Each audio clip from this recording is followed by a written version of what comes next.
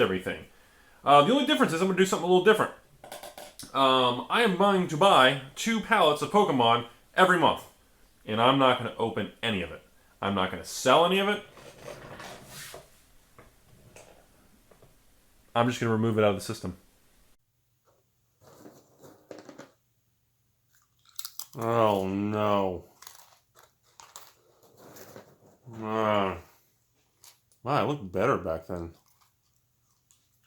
Well, well,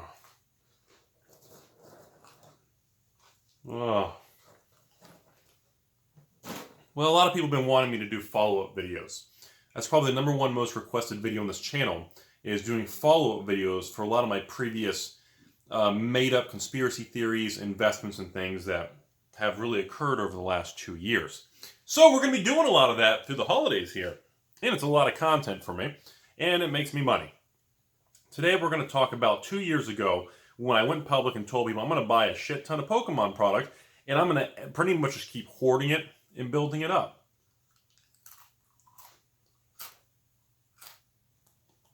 It didn't work out real well. So we're going to go through the cliff notes of everything, just to let everybody know what happened. So 2 years ago was during the very large, right before the Sun and Moon, during the XY era. Breakthrough, Breakpoint, Steam Siege, Fates Collide, Roaring Skies, Primal Clash, Ancient Origins. I think were pretty much all the Pokemon sets that were hot in the time.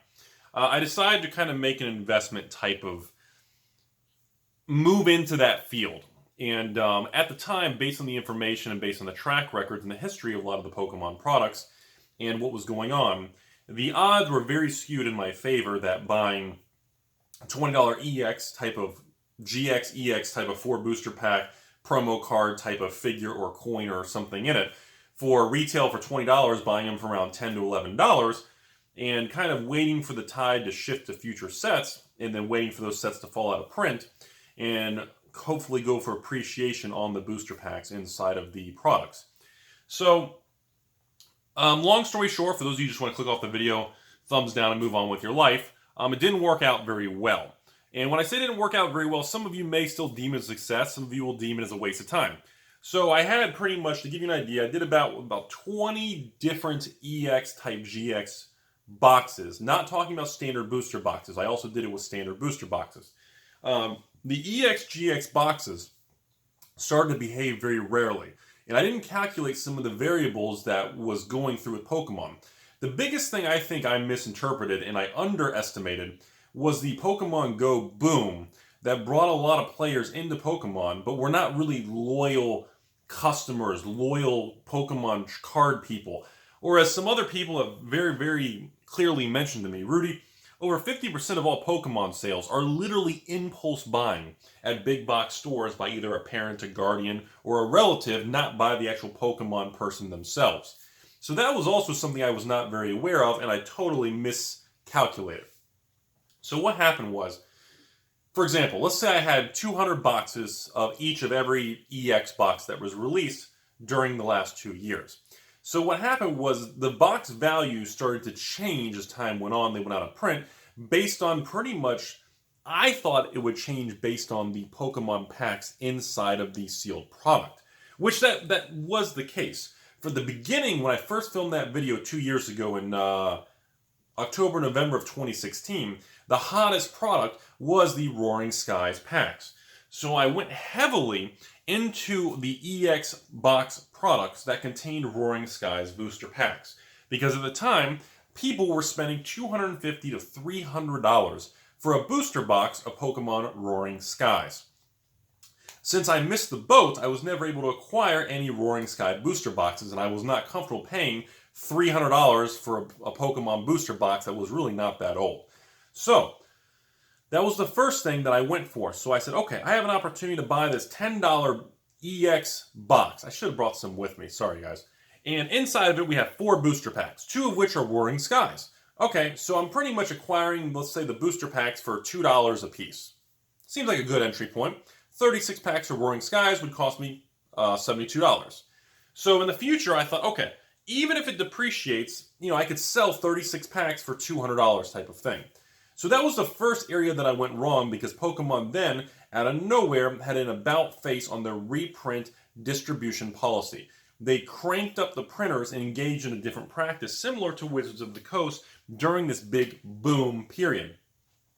During this time frame, anybody who invested or bought these type of products, there was no money to be made. We were all using previous performance and previous knowledge on the other sets to make the decisions that was going on in 2016 and even 2017.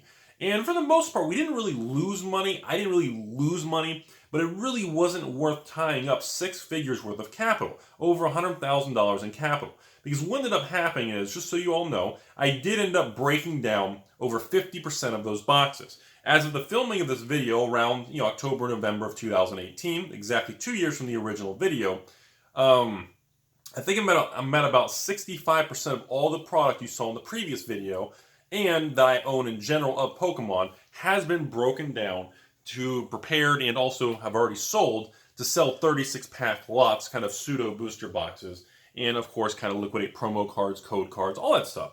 Now the good news is, surprisingly, Pokemon is able to maintain a very strong, I wouldn't say really good liquidity, but it maintains a definite, there's always a buyer and seller on like an eBay TCG player for code cards or promo cards.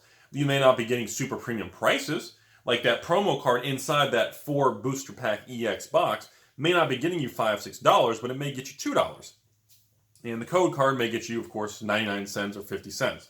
So you will get a couple dollars from all the accessories in the pack, so that you can kind of usually get your cost basis to $2 a booster pack for Pokemon. Sometimes $175 a pack, sometimes $210. It fluctuates depending on the box set and how it aged over the last 2 years.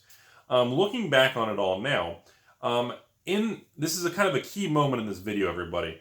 Looking back 2 years ago, if I had to change decisions or looking at with today's perspective, I don't think I would have made any decisions differently. Based on the information that was presented to me at the time, I feel I made the correct decision on investing in Pokemon products based on the data available.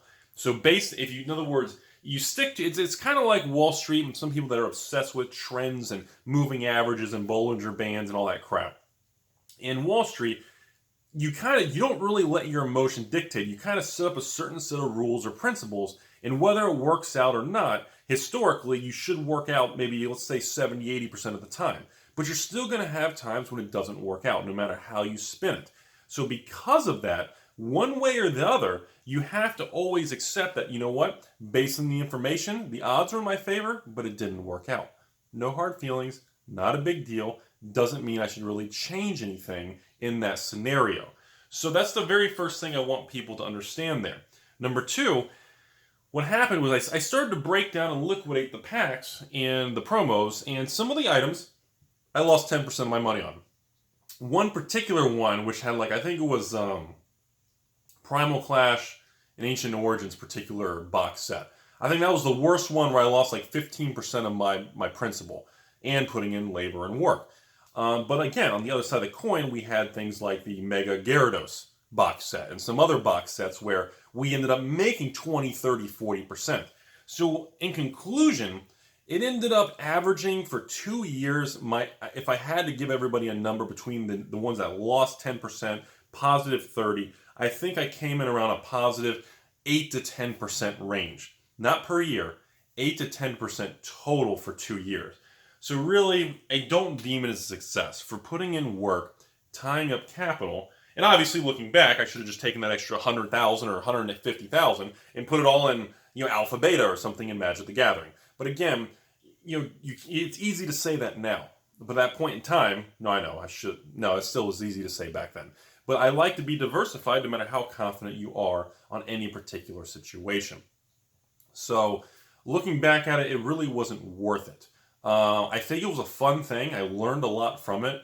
But I also know, for those of you still watching, it's going to reinforce how many people will tell you in the real world that this is why investing or putting money in trading cards is a very dumb thing. It carries larger amounts of risk than you may realize. And there's no way to really get around that risk. There's no way to litigate, and there's no way to just really play those chess pieces and reduce it and adjust it. It's just not possible, everybody. So that was the first thing that really made me think.